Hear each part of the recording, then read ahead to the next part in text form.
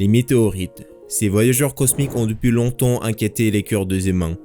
En regardant en dessous du ciel nocturne, chacun de nous a au moins une fois vu comme si l'une des étoiles se détachait de sa place et tombait rapidement après avoir tracé une traînée lumineuse dans le ciel. Imaginez à quel point les gens étaient surpris il y a des siècles et des milliers d'années lorsqu'une météorite tombait sous leurs yeux. Un grondement tonitruant, un sifflement et un crépitement. Une boule de feu balaye le ciel et tombe avec un rugissement incroyable. Le souvenir de ces événements devenait des légendes et des mythes, et les gens conservaient des fragments d'une pierre céleste comme une relique sacrée. Sans surprise, même les scientifiques ont longtemps refusé de reconnaître les météorites comme une réalité, considérant les histoires à leur sujet comme de la fiction. Et seules les études en 1794 sur le fer paillasse, une grosse météorite trouvée en Sibérie, ont pu confirmer l'origine extraterrestre de ces objets. Plus de 200 ans se sont écoulés depuis. Et aujourd'hui, les météorites sont sous le contrôle des scientifiques de diverses branches de la science. Les météorites font désormais partie de la culture populaire mondiale. Elles apparaissent dans des films et des romans de science-fiction. Il est temps pour nous, enfin, de découvrir ce que sont ces invités venus de l'espace.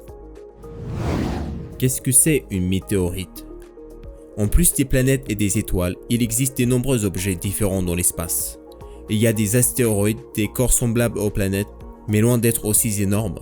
Les astéroïdes ont leur propre orbite autour du Soleil. Certains ont même des satellites. Il y a de la poussière cosmique, les plus petites particules de matière dispersées dans l'espace. Et il y a des objets intermédiaires de taille moyenne. Leurs dimensions vont de 0,1 mm à 10 au 30 mètres. Ils sont appelés météoroïdes. Ils peuvent être dispersés dans l'espace, se déplacer le long de trajectoires arbitraires ou avoir des orbites relativement stables. Parfois, il y a tout un groupe de météorites, appelés S1, mieux connus sous le nom de pluie d'étoiles filantes ou de météores. Lorsqu'un tel météorite entre dans le champ gravitationnel de la planète, sa trajectoire change et il se précipite progressivement vers la surface de la planète. Parfois, il y a des collisions de la planète avec des astéroïdes. Un phénomène coloré sous la forme d'un corps cosmique brûlant dans l'atmosphère est appelé un météore ou un bolide. Et seulement lorsque le corps cosmique, quelle que soit sa taille, atteint la surface de la planète, il peut être appelé par le mot habituel météorite.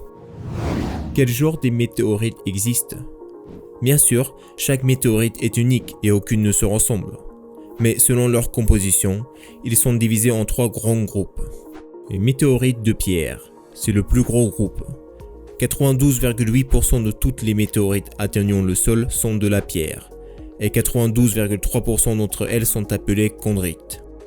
De manière surprenante, leur composition est identique à la composition chimique du Soleil, à l'exception des gaz légers, de l'hydrogène et de l'hélium. Comment est-ce possible? Le système solaire s'est formé à partir d'un nuage interstellaire géant de gaz et de poussière. Sous l'influence de la gravité, la matière s'est précipitée vers le centre, formant une protoétoile. Sous l'influence de la masse de matériaux tombant sur elle, la température de la protoétoile a augmenté et par conséquent, des réactions thermonucléaires ont éclaté en son centre. C'est ainsi que le Soleil est né. Et le reste de matière, de nuages, de poussière, de gaz ont formé tous les autres objets spatiaux du système solaire. Les chondrites sont justement des plus petites particules formées à partir de la substance d'un nuage de gaz et de poussière. On peut dire que ces particules et le Soleil sont faits de mêmes matériaux. Les principaux minéraux dans leur composition sont des divers silicates. Toutes les autres météorites sont d'origine complexe et sont des fragments d'astéroïdes ou d'objets planétaires. Certains d'entre eux sont en pierre, comme les chondrites, mais ont une composition et une structure différentes. Les météorites métalliques sont un autre grand groupe, représentant 5,7% de toutes les chutes au sol. Ils sont principalement composés d'un alliage de fer et de nickel, sont très durables et ne sont pas vulnérables de corrosion. Et enfin, les météorites les plus rares et les plus belles sont de pierre et de fer. Il n'y en a que 1,5%, mais ils ont une structure complexe dans laquelle la partie métallique est entrelacée avec des formations silicatées. Combien de météorites tombent sur la Terre? Environ 5 à 6 tonnes de matière de météorites tombent sur la Terre par jour. Cela représente environ 2000 tonnes par an. Cela semblerait un chiffre solide, mais la plupart des météorites brûlent dans l'atmosphère avant d'atteindre le sol. Le reste, une partie importante, tombe dans l'océan ou dans des zones peu peuplées. Simplement parce qu'ils occupent la majeure partie de notre planète. Et seulement dans des rares cas, une météorite tombe dans une zone peuplée devant des personnes. Que se passe-t-il quand une météorite tombe? Les corps cosmiques se déplacent à des vitesses énormes. En entrant dans l'atmosphère, la vitesse d'une météorite peut atteindre de 11 à 72 km par seconde. Par frottement contre l'air, il s'enflamme et commence à briller. En règle générale, la plupart des météorites sont brûlées avant d'atteindre la surface. Une grosse météorite ralentit et refroidit progressivement. Ce qui se passera ensuite dépend de nombreux facteurs: masse, vitesse initiale, angle d'entrée dans l'atmosphère, etc. Si la météorite parvient à ralentir, sa trajectoire peut changer en une trajectoire presque verticale. Elle tombe simplement à la surface.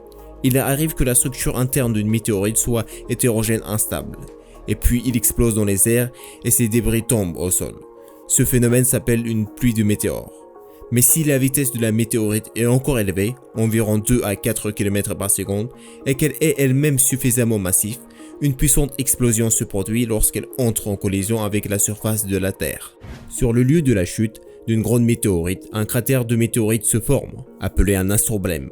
Sur Terre, ces cratères ne sont pas toujours visibles, car les intempéries et d'autres processus géologiques les détruisent. Mais sur d'autres planètes, vous pouvez voir des traces colossales des bombardements de météorites. Danger de météorite. Le risque qu'une météorite tombe sur une personne est extrêmement négligeable. Au total, 2 cas fiables qu'une météorite est tombée sur une personne ont été enregistrés. Et les 2 fois, les gens ont reçu des légères contusions. Il y a aussi, au cours des 2 derniers siècles, il y a environ une douzaine de preuves de la mort d'une personne à la suite d'un impact de météorite. Mais elles n'ont aucune confirmation officielle. Cependant, il serait imprudent de nier le danger des météorites. L'exemple de la météorite Chelyabinsk montre que même un impact indirect de l'explosion d'un gros objet spatial peut être destructeur. Dans la culture populaire, un stéréotype s'est développé selon lequel les météorites peuvent être radioactifs ou porter des spores de maladies extraterrestres monstrueuses. Ces mythes modernes sont soutenus par la science-fiction et la cinématographie, mais ils sont privés de fondement. Il n'y a eu aucun cas de détection de météorites radioactifs. Pour qu'un morceau de pierre ou une météorite soit radioactif, il doit contenir des substances radioactives, par exemple l'uranium. Mais avec le temps, leur radioactivité diminue. Le temps de diminution de la radioactivité est caractérisé par une quantité appelée demi-vie.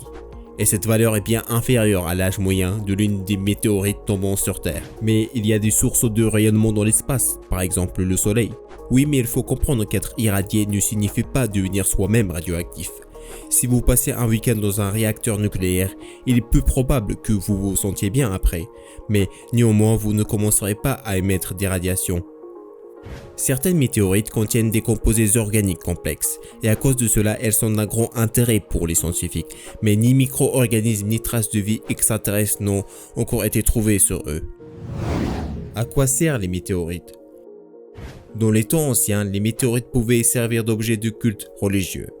Le fer de météorite était connu bien avant que les humains n'apprennent à fondre le fer à partir de minéraux par eux-mêmes. Les objets en fer météorite étaient très appréciés, par exemple le poignard trouvé dans la tombe de Toutankhamon. Aujourd'hui, les météorites présentent un intérêt plus scientifique. Ils peuvent en dire beaucoup sur la jeunesse de notre système solaire et sur les mondes lointains. Si la vidéo vous a plu, n'hésitez pas à la noter et puis de vous abonner pour voir d'autres vidéos de ce genre.